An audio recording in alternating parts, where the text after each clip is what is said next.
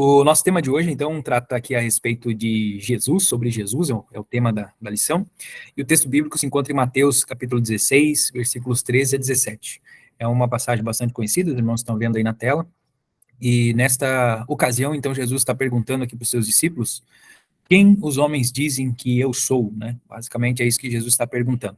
E aí os discípulos vão trazer aqui algumas respostas, né? Alguns dizem que é João Batista, outros dizem que é Elias, outros dizem que é Jeremias ou um dos profetas. E aí Jesus muda a pergunta, né? E vocês? O que vocês dizem que eu sou? E aí Pedro vai ter aqui essa epifania, né? Vai ser tomado aqui pelo Espírito Santo e ele vai dar a declaração: Tu és o Cristo, o Filho do Deus vivo. Então é sobre esse texto bíblico que nós vamos, então, refletir aqui nesse encontro.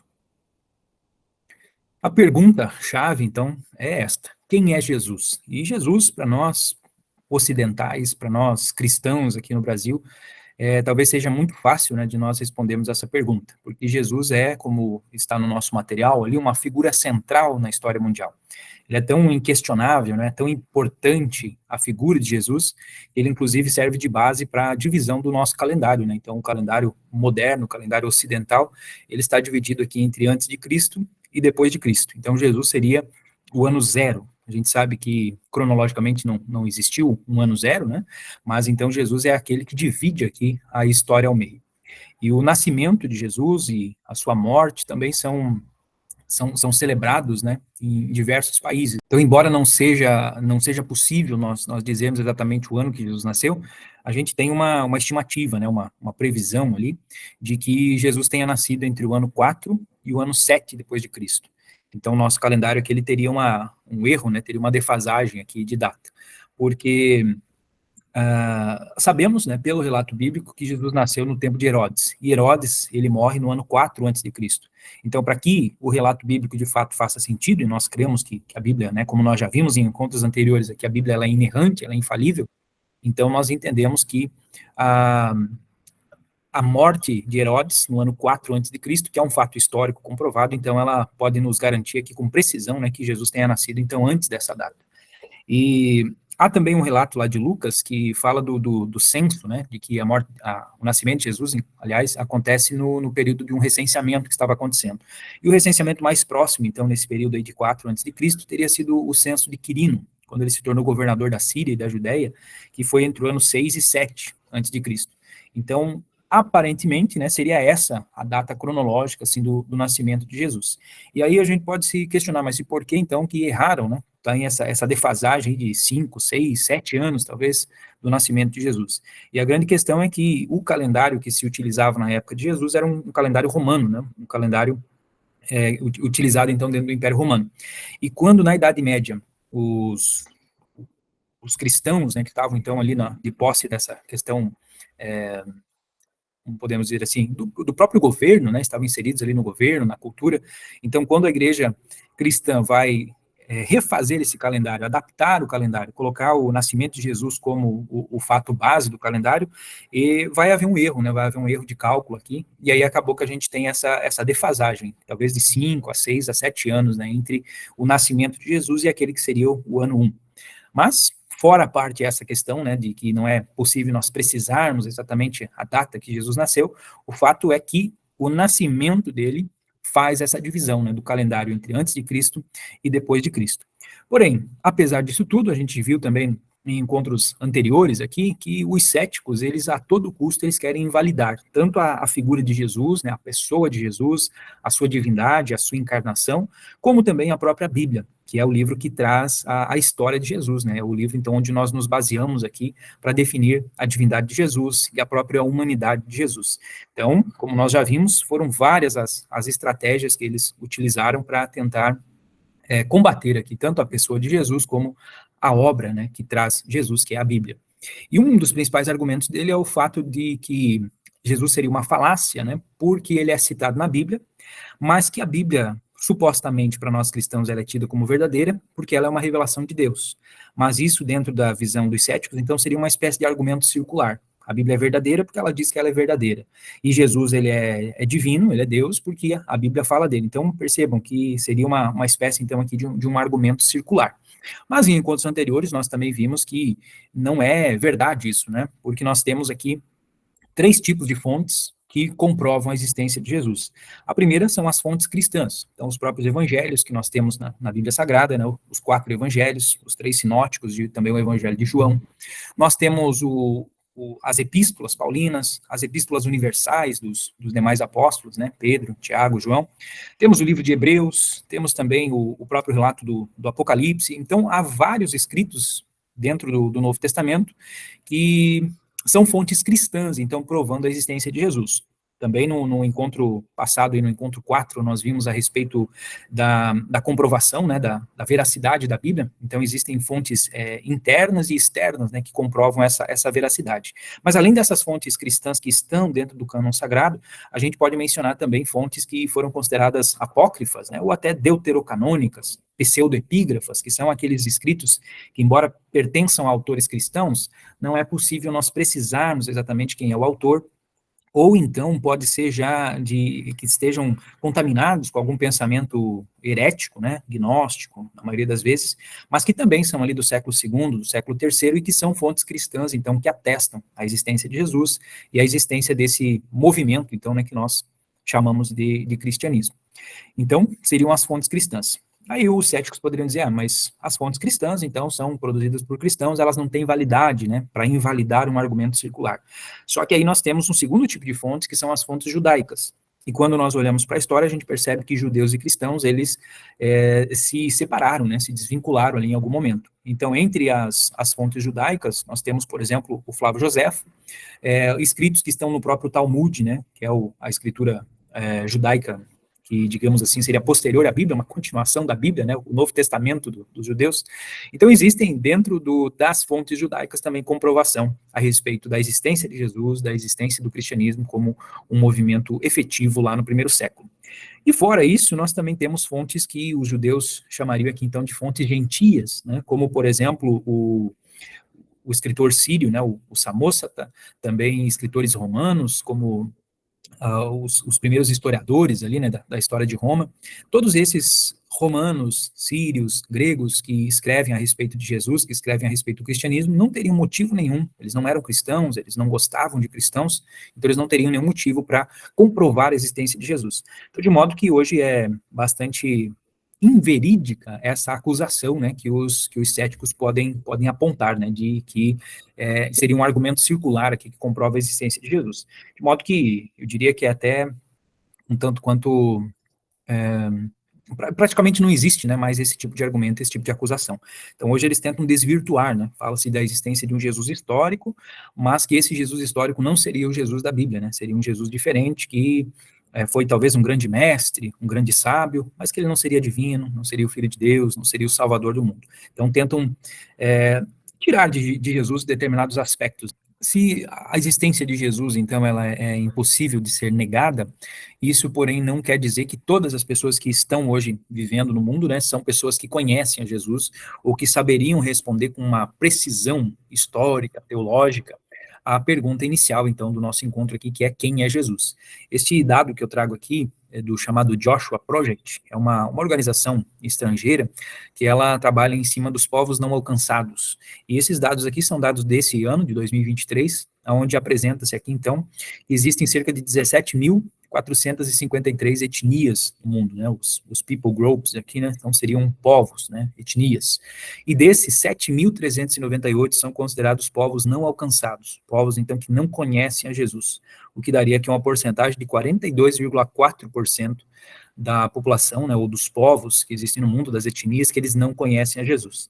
Esses povos não alcançados são aqueles povos onde a presença de cristãos, por exemplo, ela é menos de 2% da população, a Bíblia não está traduzida ainda para a língua desses povos, né? Então há uma série de fatores aqui que levam a Joshua Project a anunciar esse dado triste, né, e preocupante, que mais de 40% da população mundial não conhece Jesus. E se a gente for levar em consideração apenas o continente asiático, onde nós temos ali os maiores contingentes populacionais, né, hoje a Índia já é o país mais populoso do mundo, com mais de 1 bilhão e 400 milhões, se não me engano, de pessoas. Na sequência ali vem a China, né?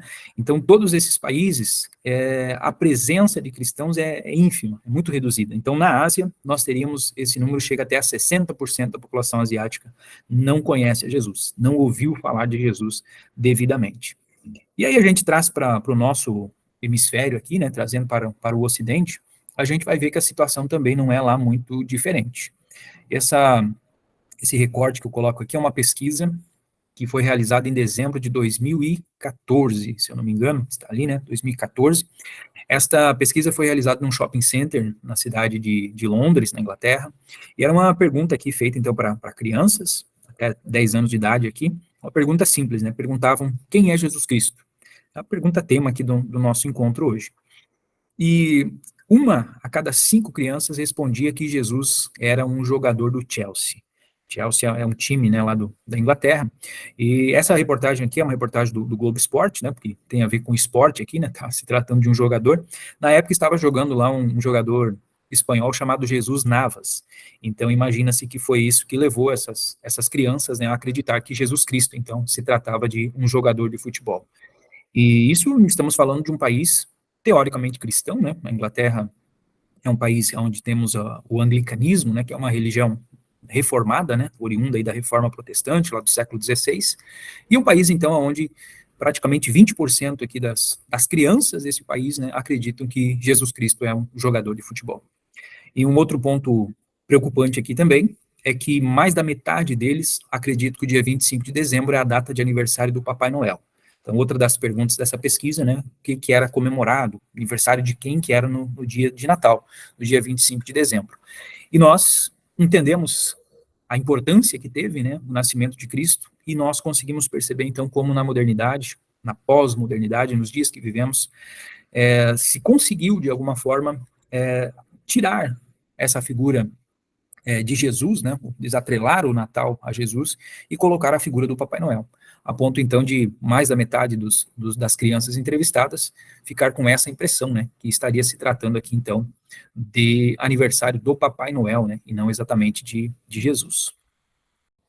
Então, irmãos, a situação, né, do nosso mundo, né, em relação a Jesus, hoje é essa, né, 40% da população mundial não conhece, 60% da população asiática não conhece Jesus, e mesmo nos países aqui que teoricamente conhecem, né, o desconhecimento é maior, né, a ignorância a respeito da pessoa de Jesus, ela também acaba sendo grande. Bom, isso nos leva ao nosso texto bíblico aqui, né, que nós lemos lá no início, Mateus 16, versículos 13 a 17. Ali a gente viu que Jesus está perguntando, então, para os seus discípulos, o que os homens dizem que eu sou. E se a gente for olhar nos evangelhos, Mateus 11, 19, traz ali o relato do próprio Jesus dizendo, né, veio o Filho do Homem comendo, bebendo, e dizem, eis aí um comilão, um beberrão, um amigo dos publicanos e pecadores. Então, apresenta aqui Jesus como um glutão, como um beberrão, né? Então, era isso que os homens diziam a respeito de Jesus. João 7,12 traz aqui uma outra passagem onde, dentro da multidão, havia muitos boatos a respeito dele. Alguns diziam, é um bom homem, mas outros respondiam, não, ele está enganando o povo. Principalmente os fariseus aqui, né, tinham Jesus como um enganador do povo. E ainda temos um relato de Mateus 12, 22, onde Jesus estava expulsando um demônio, né? E aí os fariseus, ao ouvirem isso, disseram, ele somente expulsa em nome de Beelzebub, príncipe dos demônios, é que ele expulsa. Então, aquilo que os homens diziam a respeito de Jesus, entre aquilo que os homens diziam a respeito de Jesus, havia muitas coisas negativas, como essas, então, que nós citamos. Mas quando os discípulos vão relatar a Jesus, eles escolhem apenas coisas boas. Né? Então, no texto que nós lemos, a gente vai ver que os discípulos destacaram aqui apenas as menções positivas. Então, falaram que Jesus era João Batista, né? Que alguns diziam que Jesus era João Batista. E isso deriva de algumas passagens, aqui, por exemplo, Lucas 5:32, que é citado, onde Jesus está pregando e ele diz, eu não vim chamar os justos, mas pecadores ao arrependimento.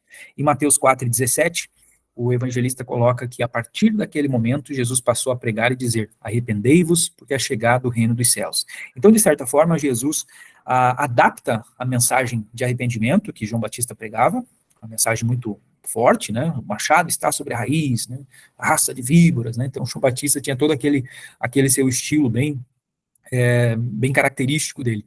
E Jesus, ele vai dar continuidade àquilo. Então, é por isso que algumas pessoas diziam isso. Provavelmente esse Jesus aqui vamos dizer assim, talvez até a reencarnação de João Batista, né? Porque logo que Jesus começa o seu ministério, pouco tempo depois, o João Batista acaba sendo morto. Então, algumas pessoas dentro do povo diziam que Jesus era João Batista devido a essa semelhança entre os discursos, né? Entre aquilo que Jesus pregava e a mensagem que João Batista havia pregado antes dele. Outras pessoas achavam que Jesus poderia ser Elias. Isso era algo que nós temos em Malaquias 4 e 5, nós temos ali uma profecia que diz assim: eis que eu vos enviarei o profeta Elias, antes que venha o grande e terrível dia do Senhor. Ele converterá o coração dos pais aos filhos e o coração dos filhos a seus pais, para que eu não venha e fira a terra com maldição. Então essa é uma profecia de Malaquias 4 e 5, e algumas pessoas talvez faziam menção a esta profecia e olhavam para Jesus e achavam então que ele poderia ser este profeta Elias. Nós não vamos entrar em detalhes aqui, mas eu imagino que a gente pode dar aqui um contexto escatológico, né, na verdade, para esta passagem, né, a gente já junta com as duas testemunhas lá do Apocalipse, né, mas se a gente entrar nesse assunto aqui, a gente vai sair muito do nosso tema hoje. Então, algumas pessoas viam Jesus como essa continuação aqui, né, do ministério de Elias, como Elias, e outros diziam que Jesus poderia ser Jeremias ou um dos profetas. Dentro do livro aqui de Deuteronômio, né, há essa grande profecia que é a respeito de um grande profeta que viria, onde o próprio Moisés está dizendo que eu lhe suscitarei um profeta do meio dos seus irmãos como tu, no caso Moisés está escrevendo, mas é Deus que está falando, né? Um profeta como tu, e porei as minhas palavras na sua boca e ele lhes falará tudo o que eu lhe ordenar. Então algumas pessoas olhavam para essa profecia de Deuteronômio, se esperava muito esse profeta, e então eles atribuíam, não, esse é Jesus, este é o profeta que havia de vir. E todas essas opiniões que os homens tinham sobre Jesus, tanto essas menções positivas que os discípulos contaram, como aquelas menções negativas que a Bíblia mostrou, né? Todas essas respostas, elas estavam erradas. Eram conclusões que estavam incompletas, porque essas pessoas não conviviam com Jesus, não faziam parte do grupo dos discípulos ali que andavam o tempo todo, né, junto com Jesus. Então, essas pessoas tinham conclusões equivocadas, que eram fruto, então, das suas ideologias, das suas visões equivocadas, incompletas a respeito de Jesus, a respeito do Messias, eram visões aqui baseadas nos seus anseios, nos seus pontos de vista, e por isso, então, todas essas visões aqui estavam equivocadas. Filosoficamente falando, aqui dentro da filosofia, existe um famoso trilema, chamado trilema de Duncan, onde o C.S. Lewis ele vai popularizar esse conceito, né, através dos seus livros, onde nesse trilema são apresentadas 3 opções a respeito de Jesus. Então, a primeira dessas opções diz que ou Cristo enganou conscientemente a humanidade, e aí ele seria um mentiroso, ele teria sido uma fraude, né? Ou então ele foi iludido e enganado por si mesmo. E nesse caso, então, ele seria um louco, alguém que acredita nas suas próprias mentiras, na sua própria fraude. Ou, se nenhuma dessas duas fosse verdade, a única alternativa que restava é que ele fosse, de fato, Deus. Então, mentiroso, louco ou Deus. São as famosas opções aqui, as 3 opções do trilema de Duncan. E, racionalmente falando, para aquelas pessoas lá do primeiro século, pessoas que estavam vendo os milagres de Jesus acontecendo, pessoas que comeram o pão que foi multiplicado por ele, pessoas que viram, né, os cegos que eram curados, os coxos, enfim, todos os milagres de Jesus acontecendo. Pessoas que estavam acompanhando de perto o ministério, estavam ouvindo as suas mensagens e vendo como ele pregava diferente dos escribas, dos fariseus. Então, para essas pessoas, testemunhas oculares do ministério de Jesus, teria sido muito fácil descartar essas 2 primeiras opções. Eles iam ver que Jesus não era mentiroso, porque eles conheciam as pessoas, conheciam a mulher do fluxo de sangue, por exemplo, né, que estava há anos naquela situação, e viram a mudança de vida que ela teve.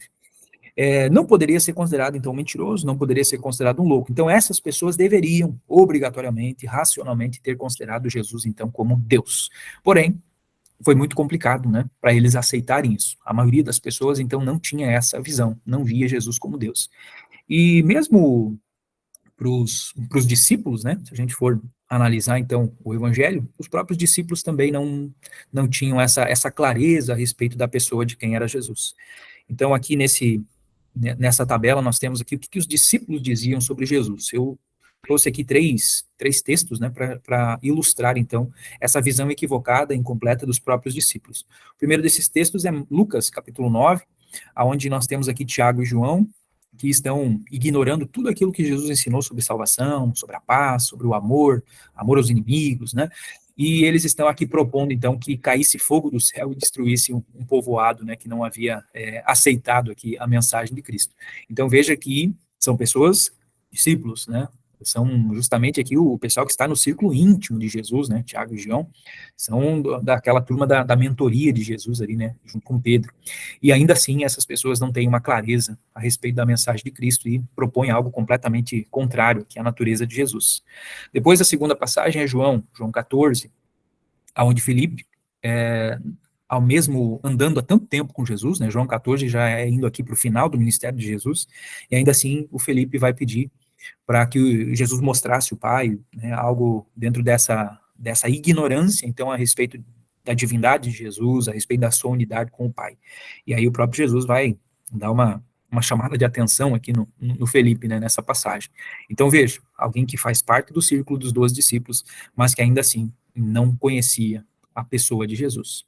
E Lucas 24, o terceiro exemplo, são aqueles discípulos lá do caminho de Emaús, que ao perceberem, então, que Jesus havia morrido, eles simplesmente abandonaram, acharam que aquele era o fim de tudo, e estavam retornando para a sua aldeia, né, como quem diz assim, foi bom enquanto durou, né, achamos que esse seria o Messias, mas agora o sonho acabou.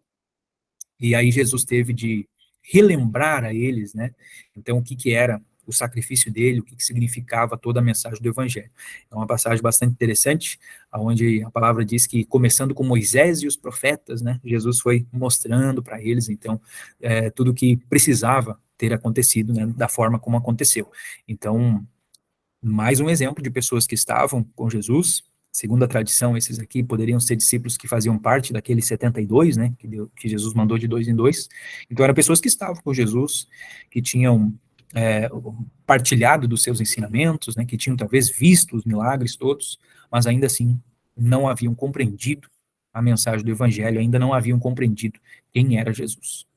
Então, quando nós voltamos aqui para o texto bíblico, a resposta de Pedro, ela chama atenção. A partir do versículo 15, né, Pedro responde, tu és o Cristo, o Filho do Deus vivo. E a resposta de Jesus chama mais atenção ainda, porque aí Jesus diz, bem-aventurado és tu, Simão, filho de Jonas, porque isso não lhe foi revelado por carne ou sangue, mas por meu Pai que está no céu. Então, quando nós olhamos para esse texto, nós entendemos o que estava acontecendo, qual que era a razão da ignorância daquelas pessoas todas. É porque o conhecimento a respeito de Jesus, ele não vem pelos meios racionais. Fosse assim, então toda aquela população do primeiro século teria se convertido ao ver os milagres. Se fosse assim ainda hoje, né, quando acontecem milagres, quando acontecem grandes sinais, curas dentro de um culto, quando há a manifestação do Espírito Santo, quando há o dom de profecia sendo utilizado na igreja, então a ideia é que deveria todo mundo se converter. Mas não é um processo lógico, não é um processo racional. Ele é um processo que envolve aqui a revelação divina através do Espírito Santo. Então é isso que Jesus está mostrando aqui ao falar isso para Pedro, né? Isso não lhe foi revelado por carne ou sangue, mas por meu Pai que está no céu. E aí isso nos leva de volta àquilo que nós já estudamos aqui no encontro passado a respeito da importância da Bíblia, porque hoje nós temos a Bíblia como a revelação escrita, né, a revelação especial de Deus. E cada vez que a gente lê a Bíblia, então, a gente vai descobrindo mais a respeito de Jesus. Inclusive, o fato de nós termos, então, por exemplo, 4 evangelhos, já se deve justamente a isso, porque cada um dos evangelistas, ele busca enfatizar um aspecto da pessoa de Jesus. Um lado mais humano, outro um lado mais divino, né? É o caso de João, Lucas como o lado mais humano, o Marcos apresentando aqui muitos milagres, apresentando esse lado da ação, do serviço, né, de Jesus, e o Mateus trazendo todo um contexto profético, né, de Jesus como Messias, como o cumprimento das profecias. Então perceba que cada um dos evangelhos, eu vi essa analogia, essa metáfora, eu achei muito interessante, é como se fosse um prédio, né, Jesus como um prédio que tem ali seus 4 lados. E aí cada um dos evangelhos é a visão de um dos lados desse prédio. Então, quando nós olhamos o prédio de frente, nós temos uma visão dele, mas nós não sabemos como ele é do lado, como que ele é aos fundos. Então, a gente precisa dar a volta, né, e ver do lado, e ver do fundo, e ver do outro lado, para que a gente tenha um conhecimento completo, então, a respeito desse prédio. E com Jesus é a mesma coisa. Cada um dos evangelhos, então, revela um aspecto de Jesus. E é na leitura dos evangelhos que nós conseguimos, então, obter a essência, né, a respeito de Jesus. E é por isso que, para os nossos irmãos que estão aqui fazendo a formação, e os irmãos que estão online aqui agora também, nós estamos fazendo o nosso desafio aí da leitura bíblica, né? Começamos no encontro passado, e optamos, então, por fazer os evangelhos, né? Começamos nos evangelhos. Eu dei uma olhada na tabela, muitos dos irmãos não estão atualizando, eu não sei se não entraram de cabeça aí na nossa ideia. Eu vi que o irmão Elton, né? O Elton começou ali pelo evangelho de Marcos, tá? Começando em Marcos. É um evangelho mais curto, né, mais focado nos milagres, nessa questão da ação, então muito interessante, né, a escolha por ter começado por ele. Eu comecei por Mateus, por uma questão de seguir uma ordem como aparece ali na Bíblia, né, então comecei lendo Mateus. Mas o discipulado trabalha bastante o Evangelho de João, tanto que o livro, né, o Conhecendo o Amor de Deus, ele tem esse foco em cima do Evangelho de João. E o Evangelho de Lucas é muito gostoso de ler, né, muito preciso, assim, historicamente, né, ele sendo médico, né, então ele é um evangelho muito bom de se começar também. Então, independente de onde nós comecemos, né, o importante é que a gente conclua aí o desafio, né, nós queremos fazer, então, 21 dias, porque entendemos que depois de 21 dias o cérebro humano começa a tornar aquilo um hábito, né, então que a gente use esse tempo também para desenvolver esse hábito. Eu entendo que a maioria dos irmãos com certeza tem esse hábito de fazer a leitura bíblica, né, mas na semana passada a gente, conversando aqui com os irmãos que estavam online, a gente chegou à conclusão que a nossa leitura está sendo muito técnica, né, em cima da aula que a gente vai dar, da pregação, e a gente está relaxando um pouco, né, talvez nessa leitura por prazer, nessa leitura de ler sem um propósito definido. É por isso que a gente propôs esse desafio. Então, para os irmãos que estão nos vendo aí e que ainda não começaram o desafio, né, a tabela está colocado o link lá no grupo, e aí os irmãos podem entrar, tá por dia lá, né, por 21 dias, mas depois a gente pode ir continuando isso ali. A ideia de ter essa tabela é até para que a gente vá se instigando, né, se estimulando ali um ao outro e vamos vendo, né, o que os outros irmãos estão lendo também. Interessante esse nosso partilhar. Ao final, hoje, que se a gente tiver tempo, eu quero que os irmãos também comentem um pouquinho a respeito do nosso desafio. Aqui nós tínhamos falado, então, que cada vez que nós lemos a Bíblia, né, a gente vai descobrindo mais a respeito de Jesus, porque Jesus é o tema central da Bíblia, ele está presente aqui em todos os livros. Eu trouxe esses dois recortes aqui, que eu acredito que os irmãos já tenham visto, né, e caso alguém não viu, depois a gente pode postar lá no grupo, que é como que Jesus se apresenta, né, como que ele é mostrado aqui em cada um dos livros da Bíblia. Então, por exemplo, em Gênesis, Jesus é a semente da mulher. Temos ali o primeiro evangelho, né, o primeiro evangelismo, quando o próprio Deus diz que da semente da mulher, então, viria aquele que esmagaria a cabeça da serpente. Então, ali ele já estava profetizando aqui a vinda de Jesus Cristo. No livro do Êxodo, ele é o Cordeiro da Páscoa. No Levítico, ele é o nosso sacerdote supremo. Em Números, é o pilar de nuvem durante o dia e o pilar de fogo à noite. Em Números, ainda nós podemos ver que lá em 1 Coríntios fala que ele é a rocha, né, que seguia o povo de onde saía a água, que ele é a água da vida. Então, a gente vai ver várias figuras aqui de Jesus. Em Deuteronômio, ele é o profeta, profetizado lá em Deuteronômio 18. E por aí vai, né? Então, aqui, eu já vi pregações, né, a respeito desse ponto aqui, né, então você consegue, mesmo lá no Antigo Testamento, você fazer uma pregação cristocêntrica, né, porque Jesus, ele está espalhado aqui em todos os livros da Bíblia. Diz o irmão Jonathan no comentário aqui, né, no chat, né, ô glória, né, isso aí. Então, em todos os livros nós vamos encontrar Jesus. Então, você pode fazer um estudo cristocêntrico aqui, né, utilizando a Bíblia como um todo. Mas não vamos, né, vou ler todos eles aqui, né, vai ficar salvo depois lá, para os irmãos acompanharem. Vamos analisar aqui, então, algumas características de Jesus.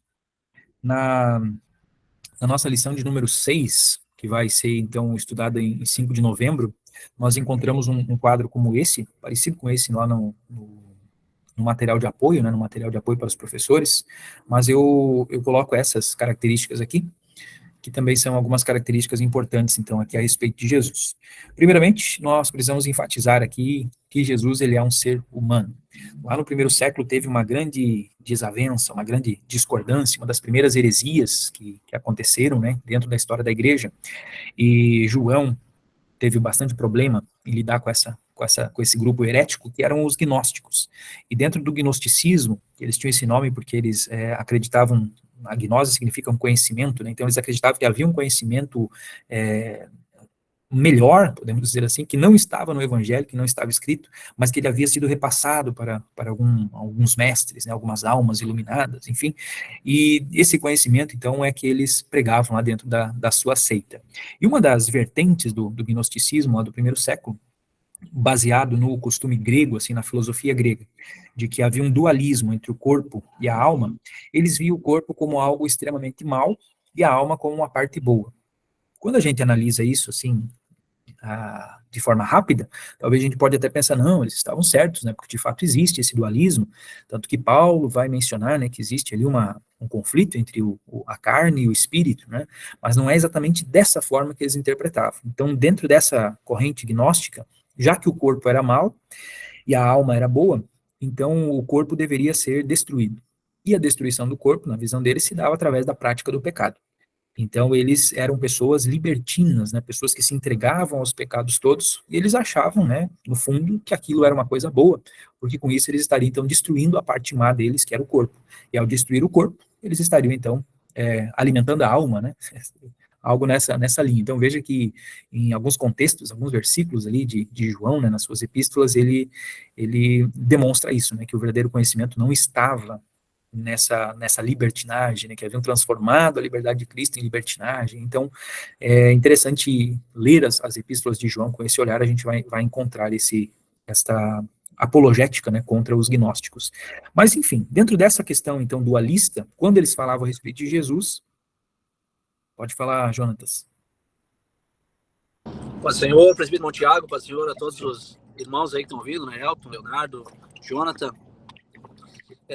Tanto é que Deus criou o corpo, né? Eu só queria complementar aqui, porque eu estava conversando com o Nai esses dias, né? Muita gente diz esse corpo, essa carcaça, enfim, né? E pega assim, muitas vezes para pregar. Eu já fiz isso, inclusive, tá? Pegar no corpo e dizer essa carcaça aí.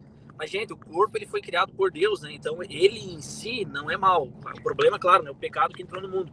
Mas não que a gente tem que tomar cuidado nessa hora, como o Thiago mesmo está explicando, né? Para não dizer que o corpo em si foi criado mal, porque ele não foi criado mal, né? Não sei se eu me fiz claro aqui, estou dirigindo e falando. Perfeito. Inclusive, complementando, né, o corpo é o templo do espírito, né? A própria Bíblia menciona isso, né? Então, muito bem colocado, né? Exato. Pega uma doença para ver no corpo, né? Ou maltrate o teu corpo para ver, né, o que acontece. Então, não é, a gente tem que tomar cuidado com essa ideia equivocada. Obrigado, Thiago. Exatamente. Eu que agradeço, irmão Jonas. Um comentário bem importante aí, né? Então, explicando melhor, né, especificando aí mais um ponto, né, por que os gnósticos estavam errados, né? E aí trazendo essa filosofia gnóstica, né, grega, aplicando a Jesus, o que os gnósticos chegaram à conclusão? De que Jesus não poderia ter vindo em corpo, porque se o corpo é mau, né, se o corpo era a parte ruim do ser humano, como que alguém divino, como que um Deus poderia encarnar, né, e entrar dentro de um corpo, sendo que ele era perfeito, ele era santo? Então começou a circular a ideia, então, de que Jesus ele não havia sido humano, que Jesus era só uma divindade, né, era só alma, era só espírito, mas que Jesus não havia tido um corpo. E isso foi, se eu não me engano, aqui é o docetismo, né, o nome dessa corrente. Então foi uma das heresias aí combatidas e durou bastante, né? Então desde a época do João a gente já começa a ver que tem essa interpretação começando dentro da igreja. E lá no terceiro século, no quarto século, ainda vai ter alguns concílios onde eles vão estar debatendo, né, essa questão aí, se Jesus era humano ou se Jesus era apenas Deus. E isso é o grande problema das heresias, né?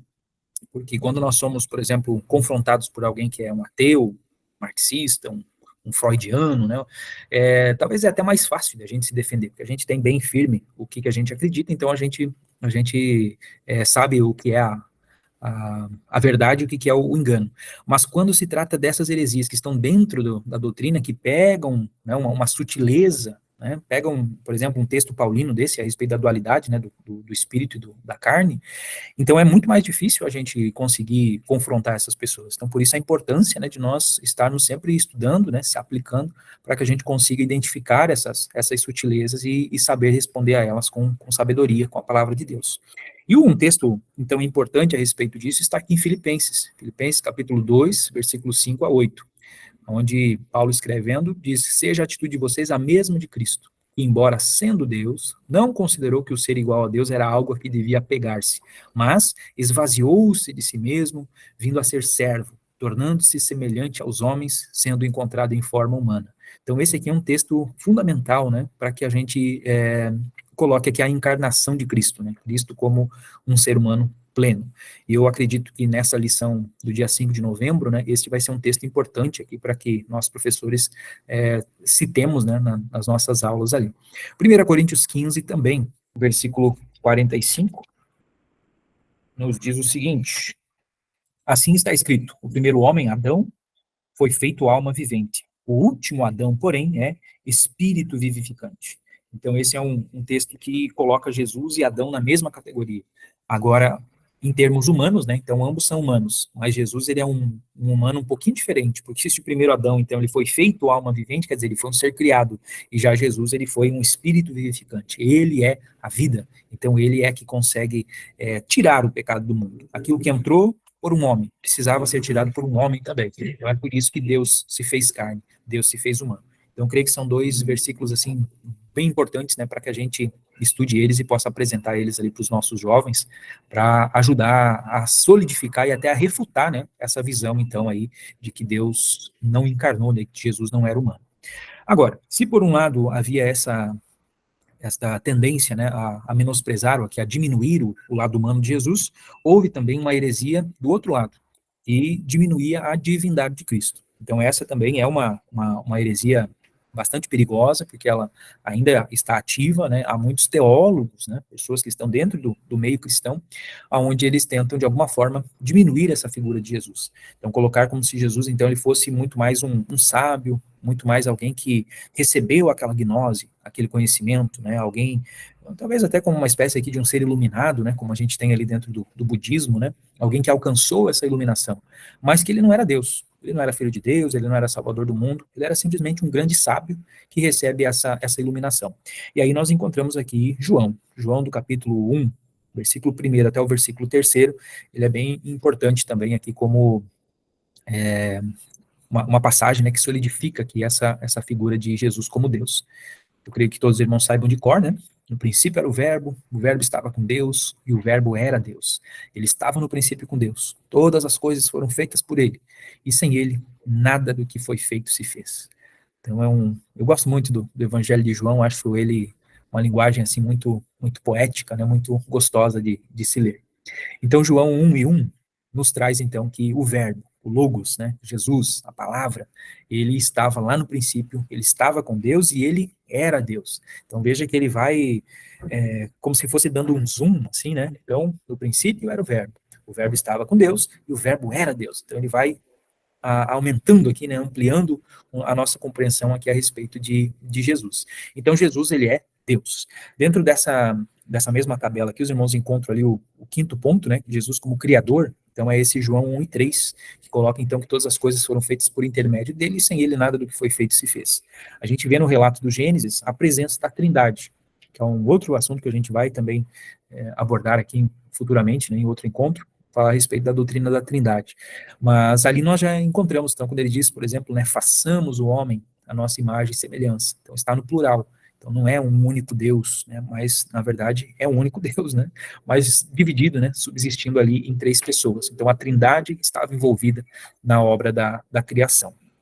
Além disso, o primeiro capítulo de João, no versículo 18, ele vai tratar aqui a respeito da eternidade de Jesus. E ser eterno, nós estamos aspirando, né, à eternidade. Mas a nossa eternidade é uma eternidade que ela tem um começo. Então, todos nós nascemos, todos nós fomos criados, e vamos alcançar a vida eterna, né? E aí nós viveremos para sempre, estaremos para sempre com o Senhor. Mas nós tivemos um início. A eternidade de Jesus, a eternidade de Deus, a eternidade do Espírito Santo, ela é diferente, porque ela é, inclusive há uma palavra, né, teológica, aqui um termo que é aceidade, que é justamente uma eternidade que ela não tem começo e não tem fim. Então ele sempre existiu, ele sempre foi, ele sempre é e ele sempre será. E João, capítulo 1, versículo 18, ele coloca Jesus nesse mesmo patamar, então, divino. Quando ele diz assim: ninguém jamais viu a Deus, o Deus unigênito, que está no seio do Pai, é quem o revelou. Então, o Deus unigênito, né? Então, quer dizer, é um único Deus. E Jesus, ele está no seio do Pai, ele está no seio desse Deus. E apenas Deus revela Jesus, Jesus é a revelação especial, então Jesus tem aqui essa eternidade. Nós temos outras características, mas nós já estamos aqui também com o nosso horário já avançando, né, já estamos aqui passando das 11, então eu só vou resumir aqui, então, entre as características de Deus aqui que importantes, por exemplo, o ser todo-poderoso, também é uma outra característica divina de Jesus, porque apenas Deus, né, tem essa onipotência. E quando que Jesus revela isso? Mateus 28:18, quando ele diz, é-me dado toda autoridade, todo poder e autoridade no céu e na terra. Então ali está tomando toda essa autoridade. Como santo, né, também nós vamos encontrar passagens aqui que demonstram a santidade dele. E santo também é um atributo divino, um atributo de Deus. Mas, ao mesmo tempo, Jesus também tem aqui a humildade, né? Então, João 13, Lucas 7, então são algumas passagens aqui que mostram, então, algumas características. Acho que eu procurei destacar nessa tabela não apenas os atributos, né, aqueles atributos divinos, mas também outras características. Algumas delas, como, por exemplo, então, a santidade e a humildade, a gente pode colocar isso aqui dos nossos jovens na aula, que são atributos, que são características que se relacionam com os seres humanos, e que a gente pode desenvolver, então, dentro do nosso dia a dia, dentro da nossa prática devocional, nesse conhecer a Jesus, nesse conviver com ele, a gente vai desenvolvendo essas características, né, a santidade, a humildade, e isso são bênçãos espirituais, né, para a nossa vida. E eu acredito que a gente pode, então, trabalhar essas questões aí sempre dentro das aulas, né, porque as nossas aulas, elas não podem ser apenas teóricas, né, elas precisam trazer para os nossos jovens uma prática, né, como que eles podem aplicar aquilo, então, dentro do seu dia a dia. E uma das coisas que fica, então, dessa nossa aula, já partindo aqui para a nossa hora da ação, né, é justamente conhecer mais de Jesus. Como a gente viu nesse encontro, o conhecimento que Pedro teve foi fruto de uma revelação. E a revelação que nós temos hoje, além, é óbvio, dessa comunhão, a revelação do Espírito Santo, né, a iluminação, a inspiração que o Espírito Santo traz no nosso dia a dia, mas há uma palavra revelada, né? Nós já temos a Bíblia como a revelação especial de Deus. Então nós precisamos fazer um bom uso dela, né?